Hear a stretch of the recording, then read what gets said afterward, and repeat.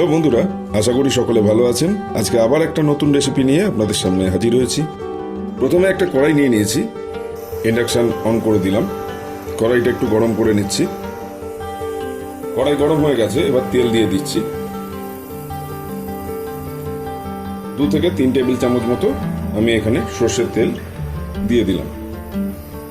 সঙ্গে এইভাবে লম্বা লম্বা করে আমি একটা বড় সাইজের আলুকে কেটে নিয়েছি, ধুয়ে পরিষ্কার করে রেখেছি জল ঝরিয়ে।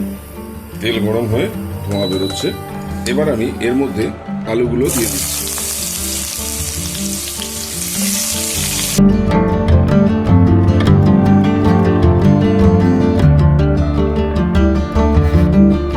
ওপর থেকে আমি সামান্য নুন দিয়ে নিচ্ছি,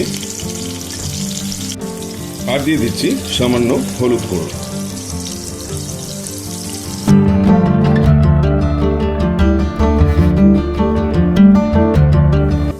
দেখুন বন্ধুরা, আলুটাকে বেশ লালচে করে ভেজে নিয়েছি। এরকম কালার এসে গেলে তখন তুলে নিতে হবে।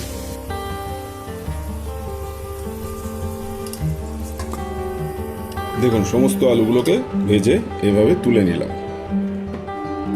এরপরে লম্বা করে কেটে রাখা ভেন্ডিগুলোকে দিয়ে দিচ্ছি।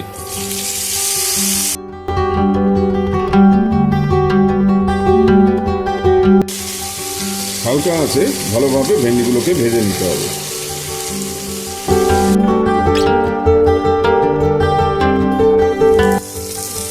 দেখুন বন্ধুরা, ভেন্ডিগুলোকেও ভালো করে আমি ভেজে নিয়েছি।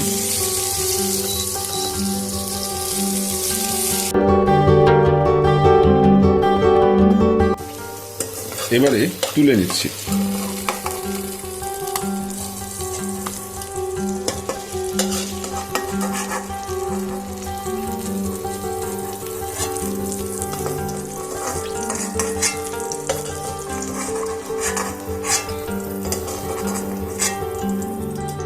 দেখুন, সমস্ত ভেন্ডিটা সুন্দর করে ভেজে তুলে নিয়েছি।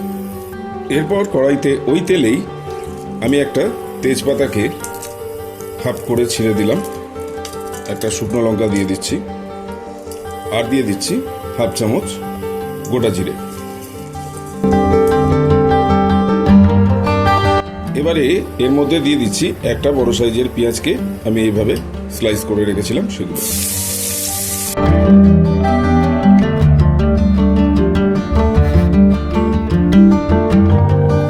পেঁয়াজটা ভালো করে ভাজা হয়ে গেছে। এবারে আমি দিয়ে দিচ্ছি 1 চামচ মতো আদা রসুন বাটা।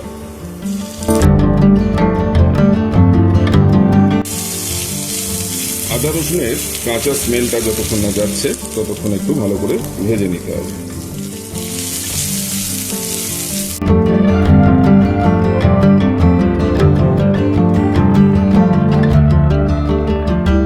আদা রসুনের কাঁচা গন্ধটা চলে গেছে, ভালোভাবে ভেজে নিয়েছি আমি। এবার এর মধ্যে দিয়ে দিচ্ছি আমি 1 চামচ মতো লঙ্কা গুঁড়ো, 1 চামচ ধনে গুঁড়ো, 1 চামচ জিরে গুঁড়ো, 1 চামচ মতো কাশ্মীরি লাল মির্চ, সামান্য হলুদ গুঁড়ো, হাফ চামচ মতো গরম মশলা গুঁড়ো। এতে এবার মশলা ধোয়া জল দিয়ে দিচ্ছি সামান্য, দিয়ে ভালো করে সমস্ত গুঁড়ো মশলাগুলোকে এর মধ্যে কষে নেব।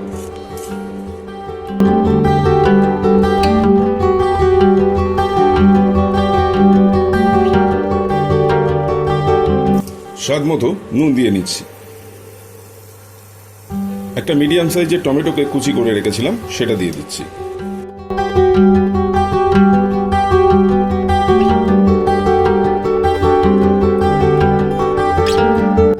হাফ চামচ মতো চিনি দিয়ে নিচ্ছি।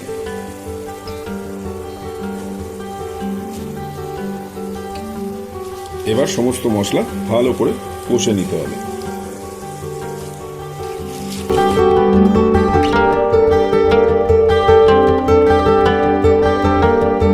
দেখুন বন্ধুরা, একদম সমস্ত জলটা টেনে নিয়েছে,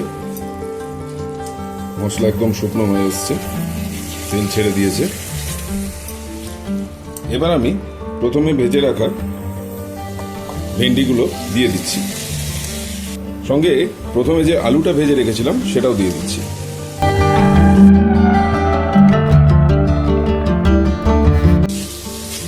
সমস্ত মশলার সাথে ভেজে রাখা আলু এবং ভেন্ডিগুলোকে একসাথে ভেজে নিতে হবে।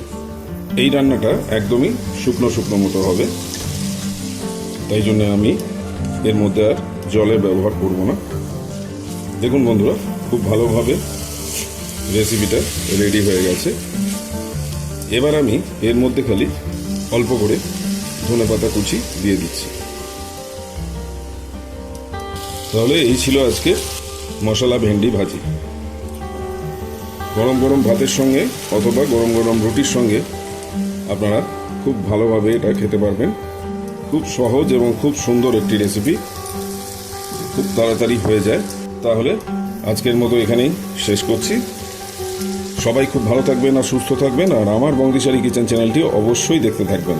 আর যারা এখনও আমার চ্যানেলটিকে সাবস্ক্রাইব করেননি তাদের উদ্দেশ্যে বলি, সাবস্ক্রাইবটা অবশ্যই করে নিন। আর সাবস্ক্রাইবের পাশে থাকা বেল আইকনটিকে অলে সেট করে দেবেন, কারণ আমি যখনই নতুন নতুন এরকম ইন্টারেস্টিং রান্নার রেসিপির ভিডিও আপলোড করব আমার চ্যানেলে, তখন সবার আগে যাতে আপনার কাছে নোটিফিকেশানটা পৌঁছে যায়, সেই জন্য বেল আইকনটিকে অন করে দিতে হবে। আর সাবস্ক্রাইব করে, লাইক করে, একটা কমেন্ট করে দিতে ভুলবেন না। আর বন্ধু বান্ধব আত্মীয় স্বজনের কাছে ভিডিওটা যদি ভালো লাগে শেয়ার করে দেবেন অবশ্যই। তাহলে আজকের মতো শেষ করছি এখানেই। আবার দেখা হচ্ছে নতুন রেসিপি নিয়ে নেক্সট উইকে। এই ছিল আজকের মশলা ভেন্ডি ভাজি।